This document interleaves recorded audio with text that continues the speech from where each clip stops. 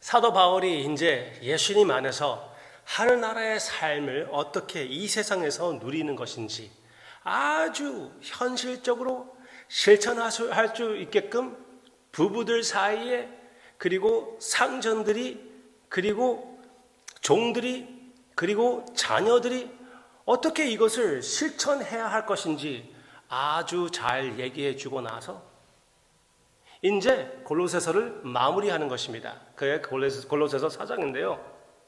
맨 마지막에서는 서로의 인사를 얘기해 주고 있습니다.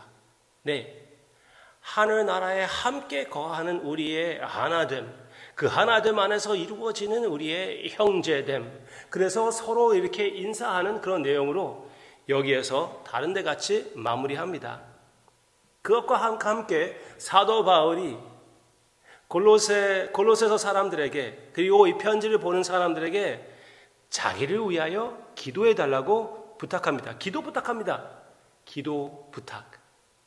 하늘나라의 시민권자들은 하늘나라 그 보좌 앞에 매일마다 나아가는 것이 맞습니다.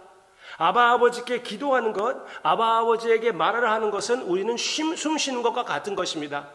그래서 여기에서 4장 2절 이렇게 말을 하고 있지요.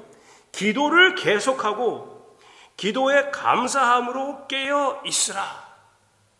항상 기도로 감사함으로 깨어 있으라. 기도는 하나님의 자녀들의 숨길입니다. 숨길이 끊어지면 되겠습니까? 이 숨길입니다. 깨어날 때도 하나님의 생각, 일을 할 때도 하나님의 생각, 가르칠 때도 하나님의 생각, 배울 때도 하나님의 생각, 하나님의 생각, 하나님의 생각, 하나님 앞에 그냥 그 순간순간마다 드려지는 그 기도, 그리고 더 집중하여 더 오랫동안 더 깊이 기도하는 기도. 하늘나라의 자녀들의 삶, 예수님 안에 있는 우리의 모습이라고 얘기하며 그 바로 다음에 기도 부탁이 있습니다. 사도 바울이 무엇을 위하여 기도를 했을까요? 질병으로부터 건강하게끔 사도 바울은 이미 질병이 많이 있습니다. 그것을 위하여 기도하는 것입니까? 그렇지 않습니다. 물론 그렇게 해도 되고 그렇게 하라고 한 적이 있습니다. 그렇지만 여기는 아니에요. 좀 더 부유하게 돼가지고 많은 사람들에게 베푸는 삶을 살게 해달라고? 아니에요. 여기는 그런 내용이 없습니다. 무엇을 위하여 기도해달라고 하냐면은 말씀이 제대로 선포되기 위하여, 이 복음에 합당한 담대함으로 말씀을 전할 수 있게끔 기도를 부탁합니다. 같이 읽을까요? 다시 2절부터 시작합시다. 기도를 계속하고 기도에 감사함으로 깨어 있으라. 또한 우리를 위하여 기도하되 하나님이 전도할 문을 우리에게 열어주사 그리스도의 비밀을 말하게 하시기를 구하라. 내가 이 일 때문에 매임을 당하였노라. 사도 바울이 여기에는 이제 감옥에 있어요. 감옥에 쓴 서신인데요. 감옥에서, 그러면 여기에서 문이 열리게 해달라고 하는 것은 감옥에서 풀려나가게 해달라고 하는 것입니까? 네, 그럴 수도 있죠. 그런데 그것도 포함해가지고 하나님께서 기회의 문을 열어주시고, 감옥의 문도 열어주시고, 하나님께서 열어주실 문을 열어주셔서 담대히 이 말씀을 전하게끔, 4절, 그리하면 내가 마땅히 할 말로써 이 비밀을 나타내리라. 네, 마땅하게 이렇게 좋은 복음, 네? 좋은 말씀을, 하늘나라의 복음을 모든 사람들에게 선포하는 것은 당연히 담대함으로 해야죠. 당연히 나의 모든 것을 던져서 해야 되죠. 당연히 나의 과거를 포기하고 해야 되는 것이죠. 당연히 하늘나라를 바라보면서 아무것도 무서워하지 않고 두려움 없이 하는 것이 맞지 않습니까? 그렇게 마땅히 당연한 말씀 선포의 사역을 하게 해달라고 그렇게 기도하고 있습니다. 우리가 기도 가운데의 만남을 이루어 나아가는 그런 교제가 우리에게 있기를 주님의 이름으로 축원합니다. 네, 이렇게 미신적으로 기도하면서 어느 장소에서 딱 만나자는 그런 영혼으로 딱 만나자는 그런 말이 아니잖아요. 그렇지만 우리가 같은 내용을 가지고 서로를 마음에 품고 서로 위하여 기도하며 그렇게 주님 앞에 간구할 때 우리 하나됨이 이루어 나아가며 참으로 예수 그리스도 안에 있는 우리의 모습을 실천하는 것이 아닙니까? 그렇게 기도 생활을 하는 우리가 되기를 원합니다. 특히 여러분들이 목사님들을 위해서 기도하시기를 바랍니다. 더 구체적으로 얘기한다면 저를 위해서 기도해 주시기를 바랍니다. 네, 저는 담대히 여러분들에게 부탁합니다. 저는 너무나 부족한 사람입니다. 여러 면으로 부족합니다. 그거 자세히 여러분들에게 말할 필요도 없고 궁금풀이 삼아 그렇게 설명할 필요도 없지만 그냥 아주 연약한 존재, 여러분들과 똑같은 어떤 면으로는 더 연약한 존재라고 생각하면 됩니다. 이 연약한 존재를 위하여 여러분들이 기도해 주시되 이 말씀 선포 위해서 기도해 주시기를 바랍니다. 이번 야외 예배 때에 한 가지 비유를 발견했습니다. 제가 김성원 선교사님 설교를 통역했잖아요. 근데 통역하기 바로 전에 제가 말을 하면서 내 자신의 말을 통역했습니다.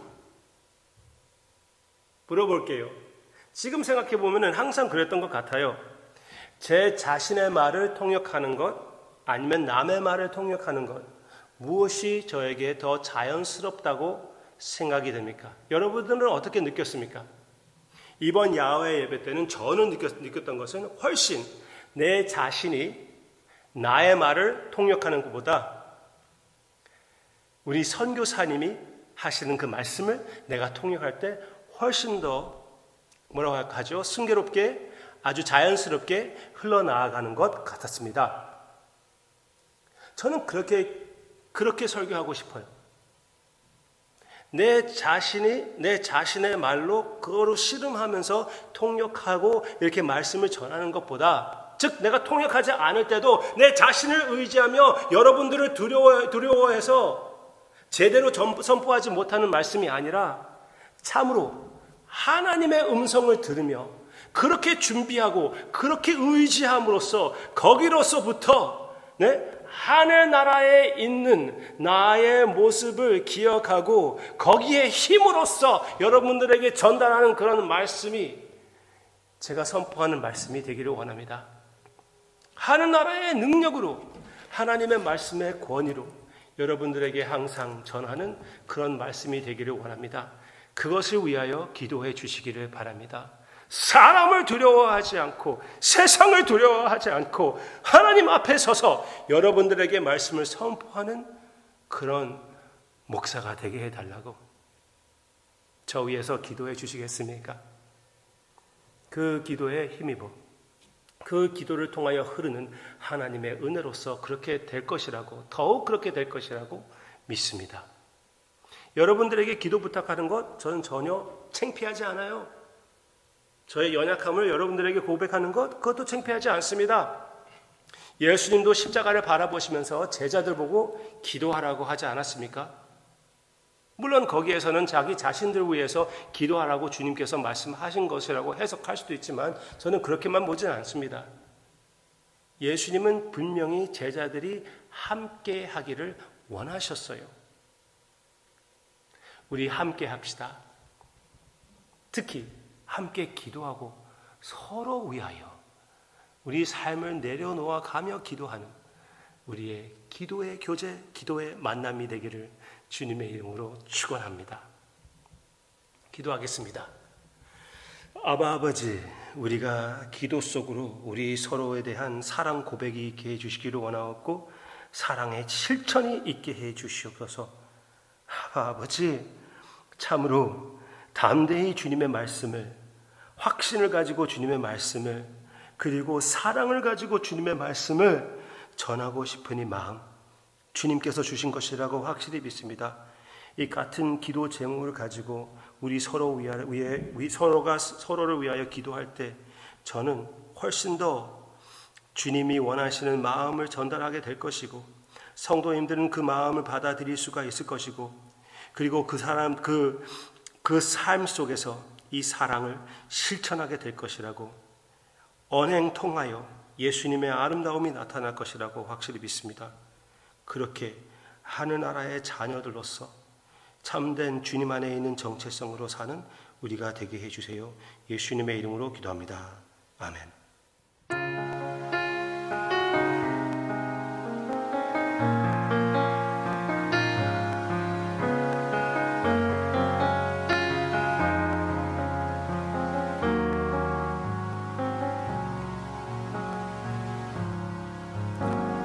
주를 바라며 구한 모든 것 꺼낼 수 없는 마음도 주님 듣고 계시네. 뜻하신 대로 인도하소서. 언제나 주님 따르며 그 곁에 거하리라.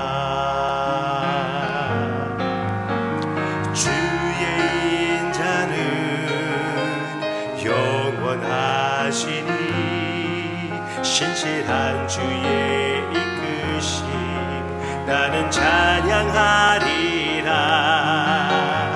모든 시간을 주께 드리네. 한 걸음 내디신 삶을 나의 주께 드리네. 주와 함께한 고백 내 삶에 채우소서. 나를 향하신 주님의 마음 담아주소서. 주의 품으신 계획 온전히 이루소서. 나의 삶의 결이 주의 길을 닿게 하소서. 주와 함께한 고백, 주와 함께한 고백 내 삶에 채우소서. 나를 향하신 주님의 마음 담아주소서. 주의 품으신 계획 온전히 이루소서. 나의 삶의 결이 주의 길을 닮게 하소서. 나의 삶의 결이 나의 삶의